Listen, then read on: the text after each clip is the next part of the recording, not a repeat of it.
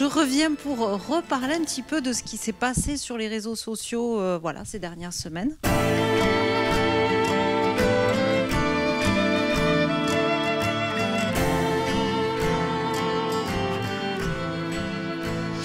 Donc il y a un sujet qui est revenu assez souvent et en fait on est en plein dedans ce soir, c'est l'accès aux pratiques culturelles pour les personnes avec autisme. Donc il y a eu pas mal de questions là-dessus. Bon, on a vu un petit peu ce soir tout ce qui peut se passer avec les associations. Et moi ce que je voulais vous demander en fait c'est à chacun d'entre vous votre expérience. Avoir accès à la culture, c'est un privilège dont peu ont accès.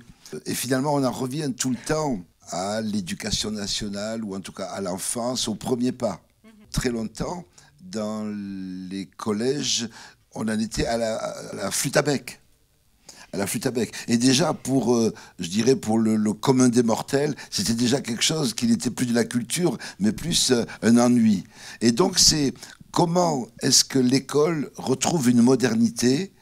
Et la modernité, c'est quoi? C'est la variété des individus. Et souvent, l'école française, cette école républicaine, laïque, obligatoire, a pris l'élève comme un lambda ressemblant à tous les autres, et on les prenait comme s'ils étaient tous les mêmes. Et donc, voilà le programme, et vous n'avez qu'à suivre le rythme. Et finalement, une école moderne, ce sera celle qui va tenir compte de la spécificité de chaque individu et dire, voilà, nous ne recevons pas une masse, mais une variété d'individus. Et donc, comment faire en sorte que tel soit sensible à telle discipline? Par exemple, en se posant la question de qu'est-ce qui pourrait, selon le parcours qu'on suppose, qu'est-ce qui pourrait toucher tel individu? Qu'est-ce qui pourrait faire en sorte que des individus différents puissent se retrouver dans une discipline commune ou Et d'une certaine façon, je pense que l'on pourrait retenir cette définition un peu classique de la culture en tant que système de donation du sens, ce qui donne du sens, ce qui confère du sens à tel ou tel de nos actes, tel ou tel de nos, j'allais dire, désirs de la vie quotidienne. Et d'une certaine façon, je suis convaincu que précisément les personnes autistes, les personnes différentes peuvent aider à donner du sens à des personnes qui sont d'une certaine façon concernées par le handicap de la normalité. J'en suis convaincu. Et c'est ce que l'on observe dans les écoles dont vous avez parfaitement parlé il y a un instant. À savoir donc, si on arrive dans une école, si on parle de sujets humains, par exemple du handicap, eh bien les jeunes écoutent. Celui que l'on jugeait être le cancre absolu, subitement, il est attentif, il pose des questions. Eh bien, à la fin, il viendra vous voir et vous dira, ça y est, je sais ce que je veux faire plus tard. Ce type de scène, il m'a été donné de le vivre à de très nombreuses reprises. Donc, je pense que justement, les personnes différentes peuvent aider à donner du sens à des personnes, on va dire, générales, et d'autre part peuvent leur aider non seulement à avoir accès à une culture, mais à créer une culture meilleure, une culture au sens plein, y compris politique, une civilisation. Donc, oui, je pense que cette vertu fondamentale-là, ce que nous devons aux personnes bizarres, on ne le souligne pas assez. Mais quand on parcourt l'histoire du monde et que l'on regarde les personnes qui véritablement ont été structurantes, il n'y a que des fêlés, ou presque. Voilà. Et ça, c'est fondamentalement une bonne nouvelle, à mon humble avis. En tout cas, je retiendrai un maître mot, mon cher Joseph, c'est du sens, du sens, du sens.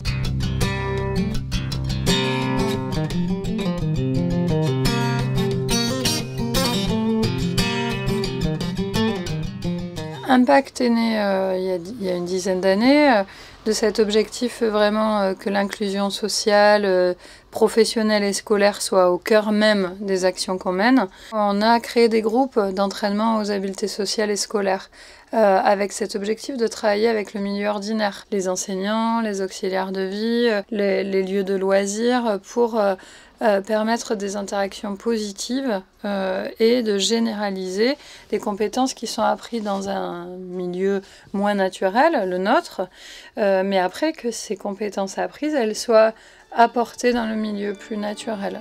Donc c'est avec cette base-là qu'on a créé Impact en 2009, et puis là on accompagne plus de 120 familles avec cet objectif, que ce soit des enfants, des adolescents, des adultes, avec des profils de fonctionnement complètement différents, des personnes qui parlent, d'autres qui ne parlent pas. C'est pas parce que je ne parle pas que j'ai un retard mental, voilà.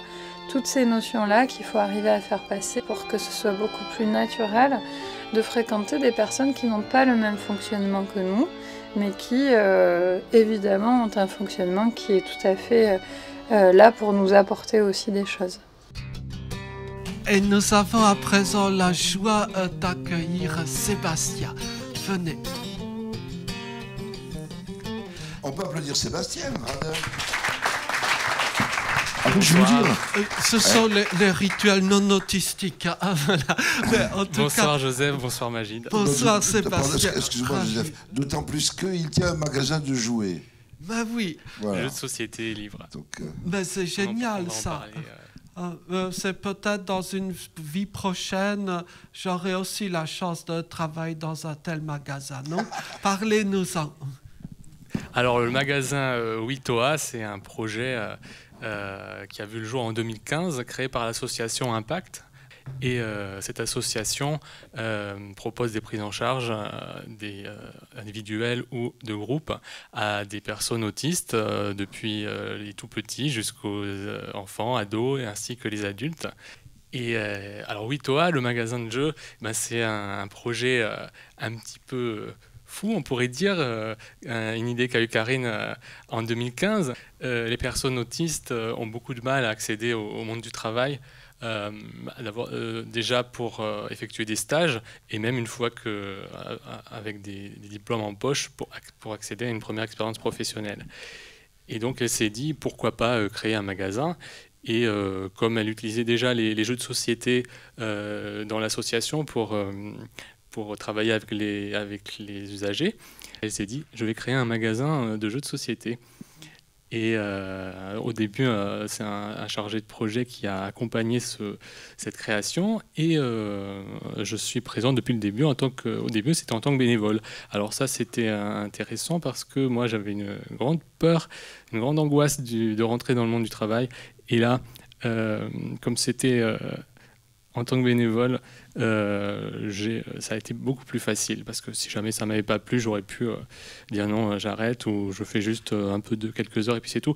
Mais non, mais au bout de quelques mois ou de quelques semaines, ça m'a beaucoup plu et j'ai eu envie d'y aller à plein temps. Et donc en 2016, à peu près 6 mois après, Karine m'a proposé de m'embaucher au magasin. Mais je pense qu'il y a beaucoup de non-autistes qui doivent être jaloux. Ah. On a beaucoup de choses, on a beaucoup de jeux de société, des loisirs créatifs également pour les enfants, des livres, un rayon librairie jeunesse, ainsi que BD, manga, un peu pour tout le monde, ainsi que des livres, bien sûr, des livres sur l'autisme. L'adresse, c'est au Minime, au 8 avenue Frédéric Esteb. Bon. Et puisqu'on parlait de devenir professionnel, hein, je pense que vous avez réussi à décrocher l'un des jobs les plus épanouissants dont un autiste ait pu rêver. Non? Merci beaucoup. Merci beaucoup pour ce moment partagé. Et je crois qu'à présent, nous avons un moment avec Jean-Benoît. J'ai été diagnostiqué en avril 2018. La musique et le cinéma, c'est mes deux passions principales. Ça m'a donné envie de créer un spectacle musical en intégrant les personnes avec autisme et les personnes neurotypiques. Alors, ce spectacle s'appelle TSA, qui veut dire tempo, silence, artiste, mais dans le domaine médical, qui veut dire aussi trouble du spectre autistique. Le projet de Jean-Benoît, il est important aussi dans le suivi que je mène avec lui. C'est-à-dire, c'est vraiment ce qui le motive au maximum. L'important pour des professionnels, c'est de travailler avec les motivations des jeunes et des adultes. Là, c'est ce qui est le plus motivant pour lui, et donc du coup, on va se servir de ça pour travailler des choses telles que la flexibilité, le rapport aux autres, la communication, comment exprimer ses idées. En fait, chaque musique est illustrée de scènes évoquant un fait historique ou de société, comme les grands thèmes de l'histoire, comme le fanatisme, l'intolérance, le racisme et plein d'autres thèmes. Ce projet, il a un objectif de faire venir d'autres personnes avec autisme. C'est vraiment l'essence même du projet. Donc il va y avoir des personnes neurotypiques et puis des personnes neuroatypiques, donc avec autisme, pour que chacun prenne sa place dans ce projet-là. Donc c'est vrai que c'est un projet ambitieux, mais qui va être accompagné par la loge, par Culture Handicap, par Ville et Handicap, et puis par des associations telles que Autisme 31 ou Sésame Autisme ou nous, Impact, pour accompagner aussi les personnes avec autisme dans cette aventure-là et qu'il y ait quelque chose de fédérateur autour de tout ça. En faisant tomber les barrières pour que les gens acceptent mieux le handicap.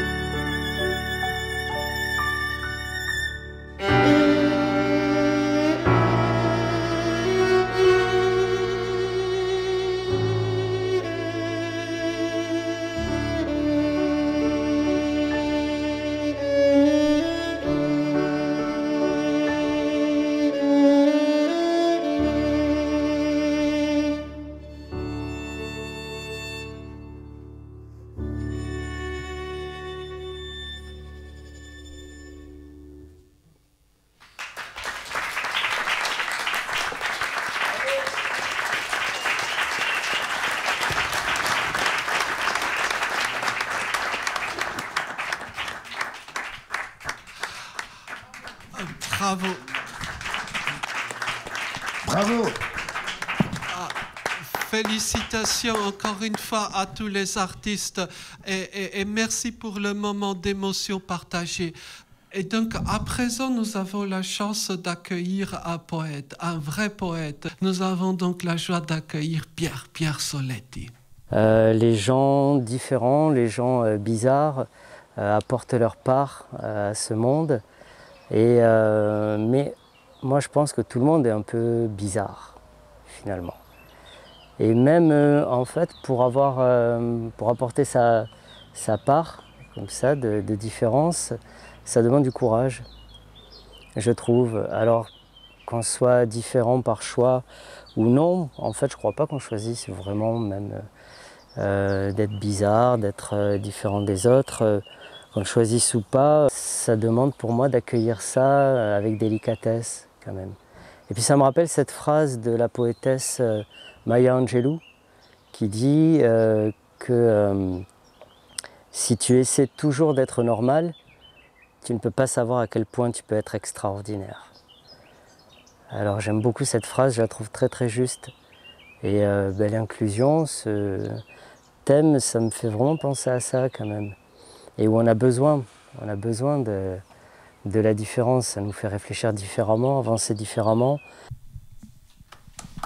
On applaudit bien sûr.